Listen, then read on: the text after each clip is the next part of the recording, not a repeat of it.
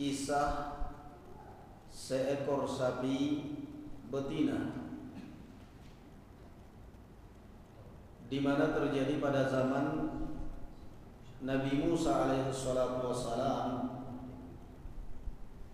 Seorang keponakan membunuh pamannya sendiri dengan mengharapkan harta waris. Pamannya seorang yang kaya, sedang ia sangat mengharapkan harta warisan dari pamannya, sehingga dia memanfaatkan kesempatan pada saat terjadi antara dua suku yang sedang bertikai. Ketika terjadi dua suku yang sedang bertikai, dia pun memanfaatkan kesempatan dengan membunuh pamannya dan meletakkannya di malam hari, kemudian meletakkan jenazahnya di pintu masuk kampung yang sedang bertikai atau yang sedang menjadi lawan mereka. Dan dia pun kemudian memberitahu sanak familinya, memberitahu orang-orang di kampungnya bahwa paman saya dibunuh oleh paman saya meninggal, dan saya mencurigai kalau pembunuhnya adalah dari kampung sebelah. Buktinya jenazahnya saya mendapatkan jenazahnya dekat dengan kampung mereka. Dan mereka pun percaya dengan ucapan orang ini. Kemudian mereka marah, dan akhirnya kemarahan mereka ini berujung kepada tahkim, berujung kepada di mana mereka berhakim kepada Nabi Musa alaihi salatu wassalam. Mereka datang kepada Nabi Musa minta keputusan siapa kira-kira yang membunuh paman mereka ini, yang membunuh sahabat mereka ini. Maka Nabi Musa mengatakan kepada mereka, Inna Allah ya'murukum an tadbahu baqarah. Nabi Musa memerintahkan mereka untuk menyembelih sapi. Sampai-sampai mereka mengatakan, qalu atattakhiduna huzwa. Terjadi dialog antara Musa dengan kaumnya, sampai pada akhirnya mereka pun juga menyembelih sapi tersebut. Setelah susah payah mereka mencarinya, setelah mereka menyembelihnya, kata Allah, faqulna dhribuhu bi ba'dihha. Setelah disembelih dan dagingnya dipotong-potong, kata Allah, sekarang kalian ambil salah satu daging dari sapi ini dan pukulkan kepada bangkai atau kepada mayat ini. Setelah dipukulkan, dia pun hidup kembali dan menunjuk siapa yang menyebut siapa yang membunuhnya, bahwa ternyata yang membunuhnya adalah keponakannya sendiri, dan sengaja dia meletakkannya di dekat kampung tetangga yang sedang bertikai untuk memprovokasi. Dan kemudian setelah dia menunjuk siapa pembunuhnya, kembali meninggal orang ini. Kisah di dalamnya ada kisah baqarah, sapi yang diperintahkan oleh Nabi Musa alaihissalatu wassalam kepada Bani Israel untuk menyembelihnya, sehingga dinamakan surat Al-Baqarah. Di muqaddimah dikatakan Madaniyatun. Surat ini adalah surat Madaniyah. Surat Madaniyah sekalipun secara makna artinya Madaniyah nisbat kepada kota Madinah, turun di kota Madinah, namun Imam Ibnu Katsir rahimahullah taala mengatakan di dalam muqaddimah tafsirnya bahwa yang dimaksud dengan surat Madaniyah artinya surat-surat atau ayat-ayat Al-Quran yang turun setelah hijrah. Adapun Makkiyah adalah surat atau ayat-ayat Al-Quran yang turun sebelum hijrah. Karena ada sebagian ayat Al-Quran yang turun tidak di Makkah dan tidak di Madinah. Turun pada saat perang di luar Makkah, di luar Madinah. Sedangkan yang kita ketahui hanya dua, kalau enggak Makkah, Madaniyah. Sehingga Imam Ibnu Katsir rahimahullah taala menyimpulkan bahwa Madaniyah yang dimaksud adalah ayat atau surat Al-Quran yang turun setelah hijrah, artinya fase Madaniyah. Adapun ayat Makkiyah adalah yang turun sebelum hijrah, fase Makkiyah. Wasib mi'atan wasibtun aw sab'un wa thamanuna ayat. Jumlah ayatnya terdiri dari 286 atau 87 ayat. Beliau di sini tidak menyebutkan keutamaan-keutamaannya karena memang ini adalah bukan tafsir asalnya, tetapi mufradat, terjemah makna aja. Adapun kalau mau ingin tahu keutamaannya di tafsir Ibnu Katsir, di antara keutamaannya adalah mensyafaati orang yang membacanya, yang menghafalnya. Di antara keutamaannya, syaitan akan lari dari rumah yang dibacakan di sana surat Al-Baqarah. Dan banyak lagi keutamaan.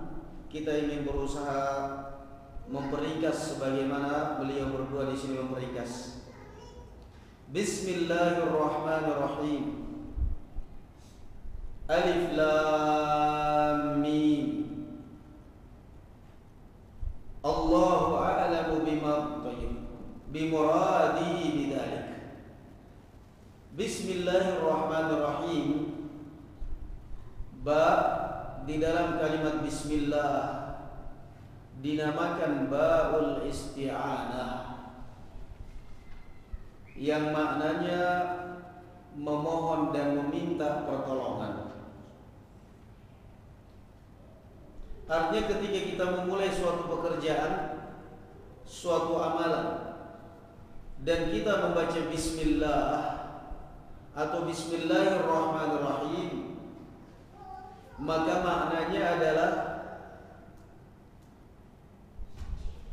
kita telah memohon dan meminta pertolongan dengan menyebut nama Allah Azza wa Jalla, dengan menyebut namamu yang mulia, yang maha pengasih lagi maha pemurah. Ya Allah, tolonglah saya, berikanlah kekuatan kepada saya untuk bisa melangsungkan pekerjaan yang hendak saya lakukan ini.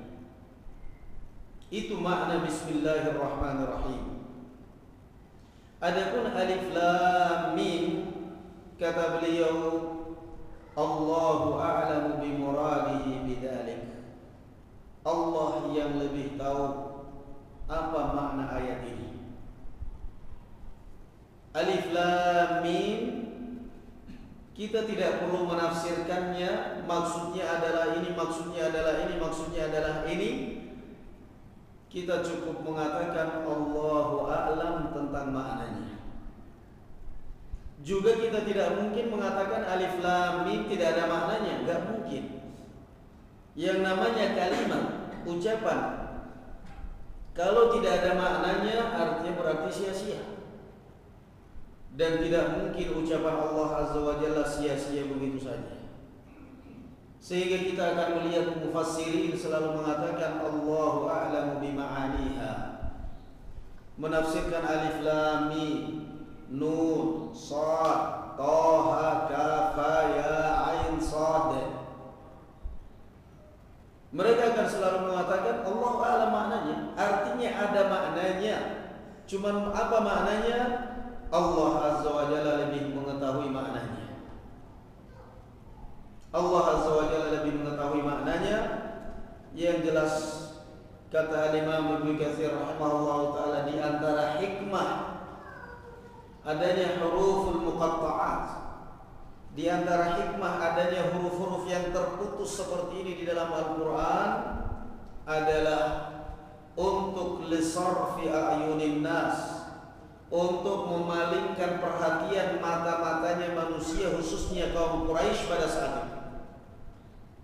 Bagaimana orang yang mereka akui sebagai buta huruf, Muhammad SAW yang mereka katakan buta huruf, yang tidak pernah berguru, ternyata lebih fasih di dalam berbicara daripada mereka.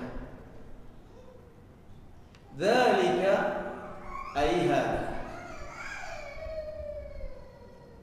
al-kitabu alladhi yaqra'uhu Muhammad. Inilah atau itulah kitab yang dibaca oleh Muhammad sallallahu alaihi wasallam. La raiba wa la syakka, tidak ada keraguan sedikit pun padanya. Annahu min indillah, bahwa ini benar-benar datangnya dari si Allah azza wa jalla. Dzalikal kitabu, artinya itu, inilah kitab Al-Qur'anul Karim yang tidak ada keraguan sedikit pun bahwa ini turunnya dari Allah azza wa jalla. Wa jumlatun nafi khabarun mubtada'uhu dzalik, wal isyaratu bihi lit ta'dhim. Hudan khabarun thani ay hadin lil muttaqin as-sairina ila at-taqwa bimtithal al-awamir wa ijtinab an-nawahi littiqaihim bidzalika an-nar. Kata beliau, wa jumlatun nafi, jumlah kalimat nafi, la raiba fihi, ini nafi, meniadakan, tidak ada keraguan padanya. Secara bahasa Arab ini dinamakan i'rabnya khabar dan mubtada'nya adalah dzalik. Dzalikal kitab, inilah kitab. Kitab yang bagaimana? Kitab yang la raiba fihi, tidak ada keraguan, berarti la raiba fihi ini adalah sebagai khabarnya. Ditambah lagi dengan khabar tsani, hudan lil muttaqin, petunjuk untuk orang-orang yang bertakwa. Dan ini kita akan dapati ada pembahasan khusus di kalangan para ulama. Dari sisi lain, Al-Quran ini dikatakan petunjuk orang yang bertakwa, tetapi di ayat lain juga Al-Quran ini dikatakan hudan linnas. Mana yang lebih umum, lil muttaqin atau linnas? Linnas. Linnas, manusia, artinya berarti mencakup seluruhnya. Yang muslimnya, yang sionisnya, yang komunisnya, yang yahudinya, yang nasraninya, yang siapa saja, pokoknya yang penting manusia dan jin. Hudan linnasi wa bayyinatin minal huda wal furqan.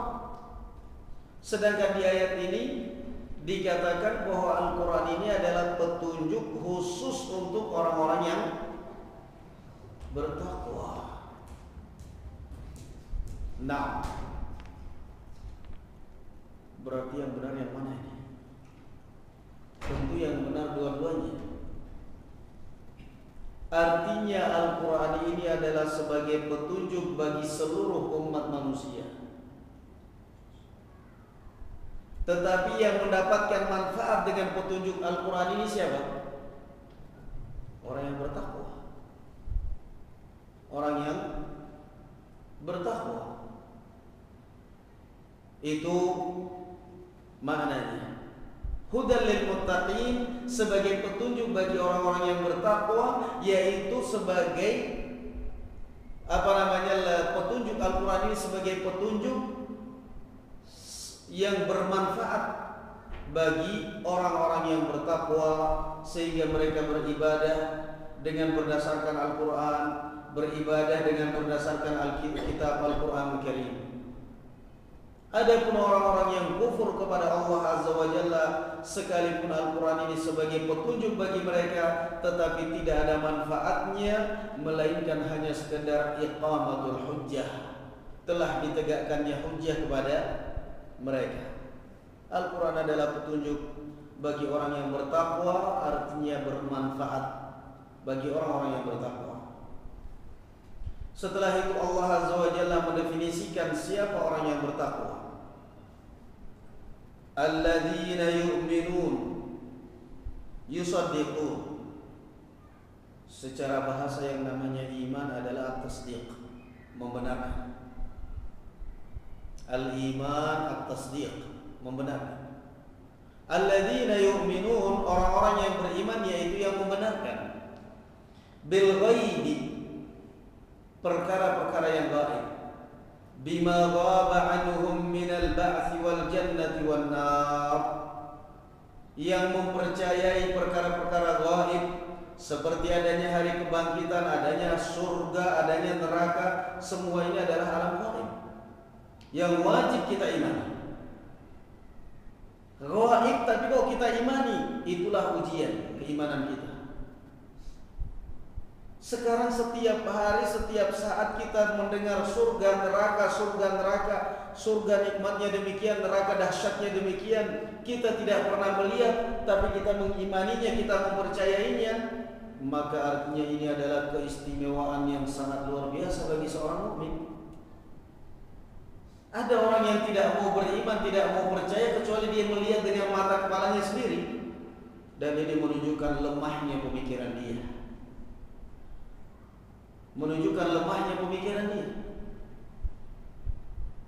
Kalau dibenturkan secara akal tentunya sangat lemah. Anda melihat ataupun tidak melihat, tetapi Al-Quran mengabarkan adanya surga, adanya neraka, dan itu adalah sebagai ujian keimanan kita. Wa yuqimuna shalah. Yang kedua ciri orang yang beriman adalah menegakkan salat, ay wa ya'tuna biha bihuquqiha. Nah, beda kalimat wa yuqimun dengan wa yaf'alun, wa yu'tun. Kalimat yuqimuna shalah artinya menegakkan salat, tidak sekedar mengerjakannya. Ada orang mengerjakan sholat tapi tidak menegakkan sholat. Mengerjakan sholat tapi tidak menegakkan sholat. Mulai dari wudunya asal-asalan, tangannya cuma separuh yang dibasuh, nggak sampai siku.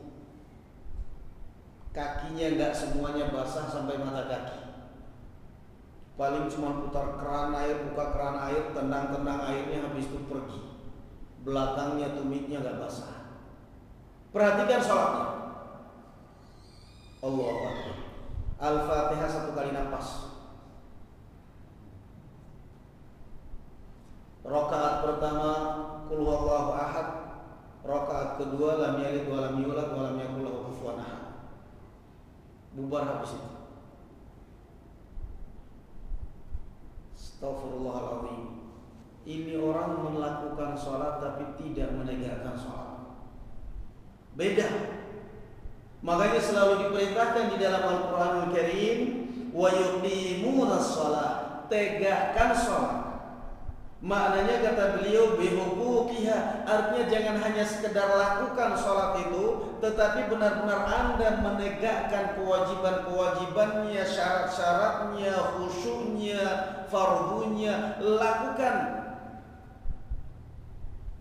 Jangan asal-asalan. Ini makna wa yuqimuna shalah, menegakkan sholat. Sekali lagi, ada orang yang melakukan sholat tetapi tidak menegakkan sholat. Anda sudah menegakkan sholat? Sudah? Belum? Anda tadi baru aja selesai sholat tapi belum menegakkan sholat. Lah gimana mau dikatakan menegakkan sholat? Ruku Baru aja tangan nempel di lutut, tahu-tahu sudah sami Allahu liman hamidah. Sami Allahu liman hamidah, punggung belum lurus sudah Allahu Akbar. Allahu Akbar karena terlalu cepatnya sampai jidatnya kejelup di lantai. Habis itu kabur. Sholat kilat khusus. Ini bukan menegakkan sholat tapi mengerjakan sholat. Kenapa terjadi hal yang seperti ini, ma'asyiral muslimin wal muslimat, barakallahu fikum?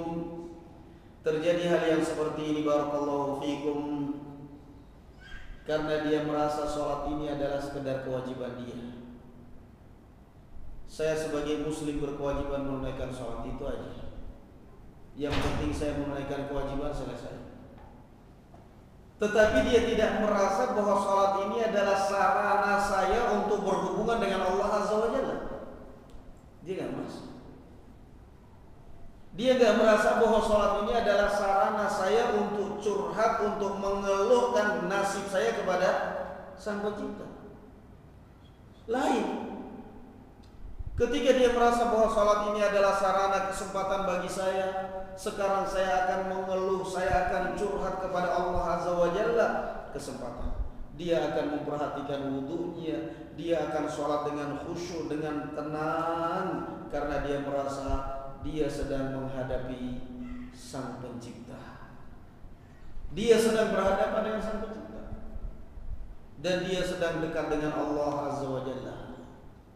Makanya diperintahkan di dalam Al-Quranul Karim, wa yuqimuna shalah. Makanya Allah Azza wa Jalla mengatakan dalam Al-Quran apa? Fawailun lil musallin. Celaka orang yang salat. Alladzina hum an salatihim sahun. Orang-orang